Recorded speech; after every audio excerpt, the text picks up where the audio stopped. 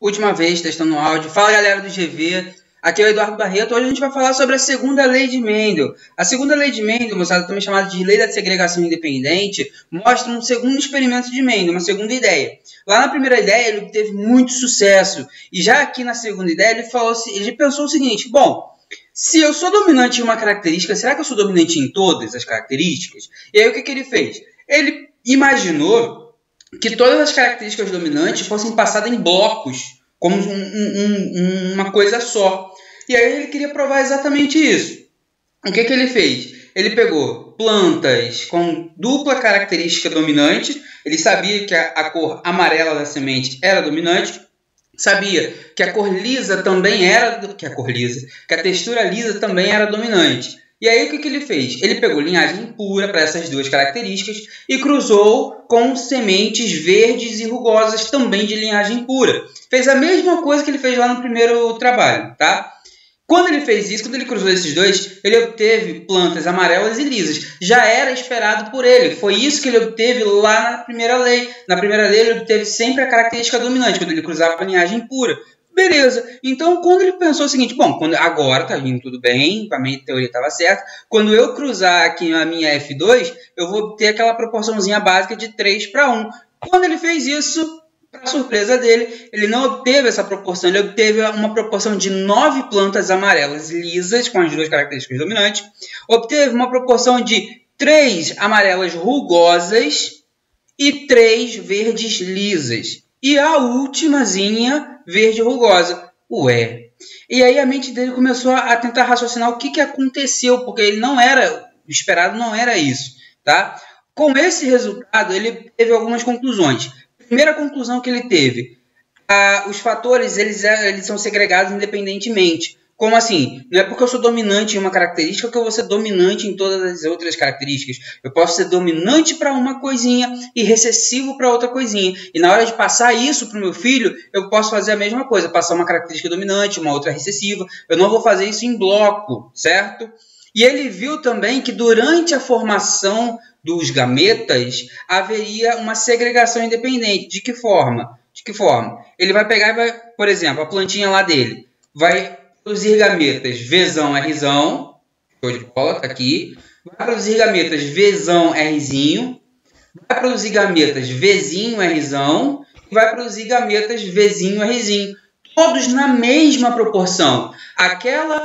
Aquela proporção que ele obteve de 9:3:3:1 só foi possível graças a isso daqui, a essa proporção na hora de formar os gametas. Se a proporção dos gametas produzidos não for essa, aquela lá de 9:3:3:1 não vai acontecer. A gente vai chamar isso de linkage, mas isso é um papo para uma outra aula, certo?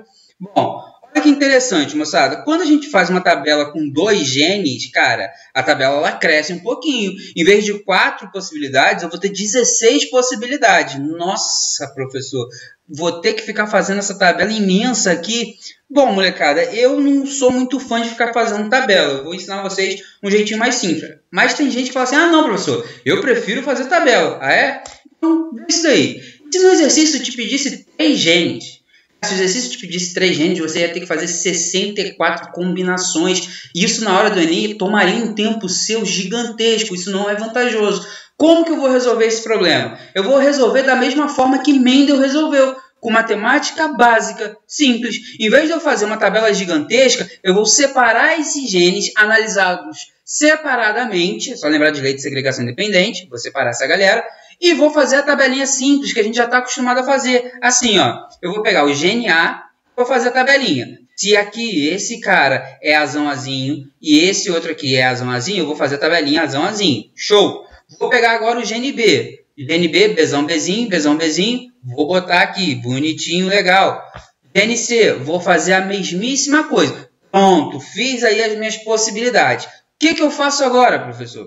Bom, o exercício ele vai te pedir uma combinação lá que ele está a fim de pedir. Suponhamos que seja essa combinação. Azinho, Azinho, ou seja, o filhotinho vai ter que ser Azinho, Azinho, Bzão, Bzinho, Czão, Czinho, certo? O que eu vou fazer? Qual a probabilidade desse cruzamento aqui, ó, do gene A, nascer com essa combinação? Azinho, Azinho. A proporção é de 1/4, correto? A proporção de nascer Bzão, Bzinho, 2/4. Proporção de nascer Czão, Czinho, 2/4. Eu vou colocar aqui, ó, 1/4 para ser Azinho, Azão, Azinho. Meio, porque aqui eu já simplifiquei, beleza? Você pode botar aí 2/4, só que lá no final, no resultado final, aqui, ó, resultadinho final da continha, a gente vai ter que fazer aquela ajeitadinha, certo? Vou ter que simplificar. Mas aqui eu já estou fazendo simplificado. Então eu vou ter aqui, ó, meio e meio. Vai dar 1/16. Tranquilo até aí, moçada? Eu acho muito mais prático. Até mesmo para 2 genes, eu acho até mais fácil do que fazer aquela tabela gigantesca, tá?